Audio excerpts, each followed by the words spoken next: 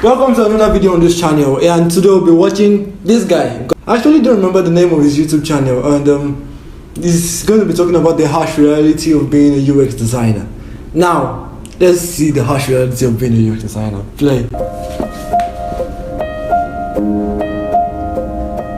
Look, don't get me wrong, I love UX design. It's one of my passions. I mean, the name of the channel is Andres the Designer, and it's a big part of who I am. So I don't want this video to discourage you from pursuing UX design if that's something that you truly want to do. But it's important that I'm honest about this industry and this job, because if you're considering making an investment of your time and your money into the industry, you need to know the facts, the pros, the cons, the positives, the negatives. It's important for you to know exactly what you're getting into. Because UX design may not be right for you, and that's completely okay. I've actually tried tons of things before I landed to UX design. I thought I was going to be a business analyst, and then I was a compensation analyst, and then I thought I was going to run a Shopify store, and then I thought I was going to start a marketing agency. So there was a whole bunch of different things that... Pause. I also tried stuff. I thought I was going to be a social media manager. I thought I was going to be a reseller, like was reselling stuff. I thought I was going to be a drop shipper. I thought I was going to be a computer programmer, like software engineer. But now I'm a UX designer. This journey is funny. This journey is now an easy road. I tried before getting into UX design, and so don't be discouraged if this video pushes you into another direction, or maybe it does the opposite. Maybe it reinforces that some of these negative qualities aren't really deal breakers for you, and you still want to move forward with UX design. So what are those negative aspects about UX design that you need to know?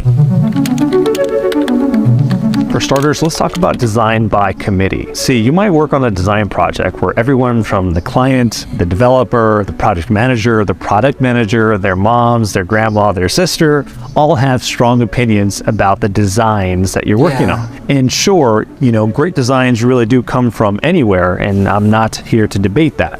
But it's impossible to design something that meets everyone's opinions or needs. And so as a designer, you're constantly faced with the opinions of others while you're working in a UX design project. And I often find that projects that are run by design by committee often never value user research. They don't have a clear strategy of how the product needs to get developed. They don't know. Pause. I'm really sorry. I just have things to add.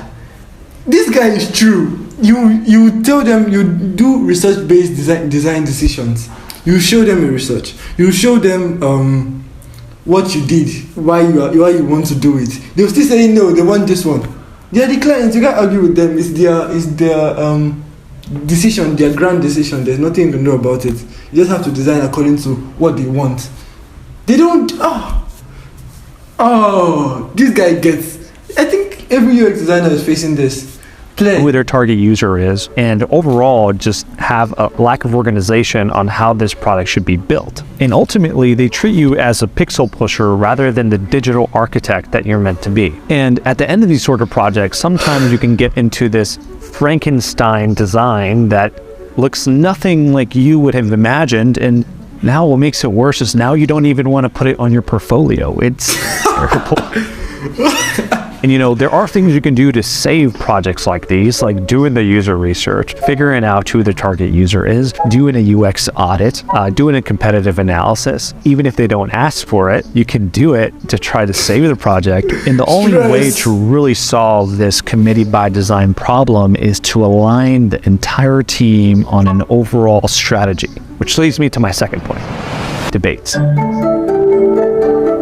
You have to be able to fight bad ideas. You might have a client that wants to make their logo really, really big. Or maybe you have to have a debate with your product manager that the neon color makes a terrible color for a button because it lacks contrast and makes it difficult to read. Or maybe you're debating an entire team to make room for user research because it's an important part of the UX design process. You can't just start designing shit without figuring out who you're designing for and doing some level of user research. You need to figure out what their pain points are, what similar products they might use, and what pain points you're actually addressing with this product that you're working on. Pause.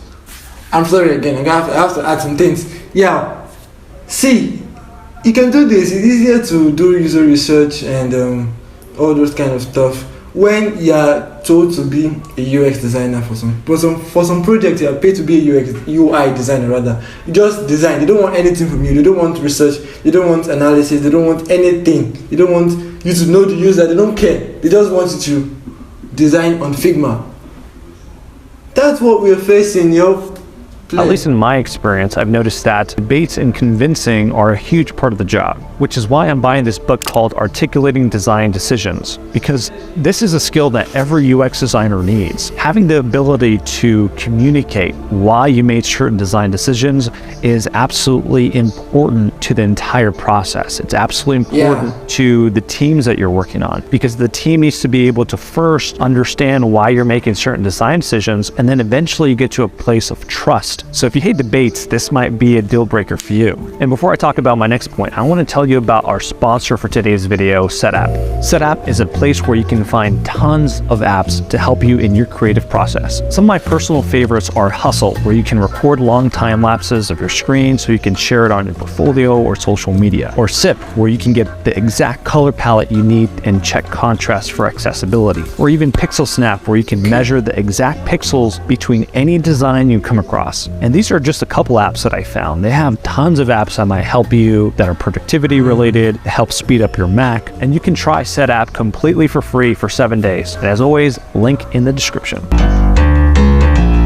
So the next thing that you need to know is that there is a whole bunch of confusing words. And listen, this is a big one. The amount of time that I spent translating between product managers, clients, developers, and other sort of team members is absolutely insane. Most people don't even know what UX design means. And when I tell people I am a product designer, they often think of the physical products like a mouse instead of a digital product like Airbnb or Uber. There's things like end user, target user, and persona, which all kind of mean the same thing. And everyone has slightly different words to describe very common UI elements. For example, Apple calls this a tab bar. Google calls this a bottom navigation bar. And yes, I've also contributed to the problem. I think I've called it a short navigation bar, a short nav bar, a menu, like a whole bunch of different things. So I'm also at fault here. But this sort of ambiguous language is something that you'll have to deal with as a UX designer. You'll first have to understand what all these words mean and then describe these concepts simply to everyone you work with. Which brings me to my third point, presentations. Bottom menu. If you hate presentations, I'm not sure this job might be right for you, because presentations is a huge part of my job. I've had to present my portfolio to potential clients as a way to earn their business. Then, if they became clients, I had to present their work back to them to get their feedback. Then, if the client approves the designs, then I have to present it to the development team during the design handoff phase. I'm trying to do a lot of presentations on tools like Tela or Loom, where I can kind of just record myself and my screen and then send that video recording to the team. But sometimes you do just have to get on, a Zoom or Google Meet meeting and just have a discussion about whatever your designs are. I've talked to some other UX designers as well, and I've heard that this is a very common thing. So if you don't like presentations, again, UX design might not be right for you.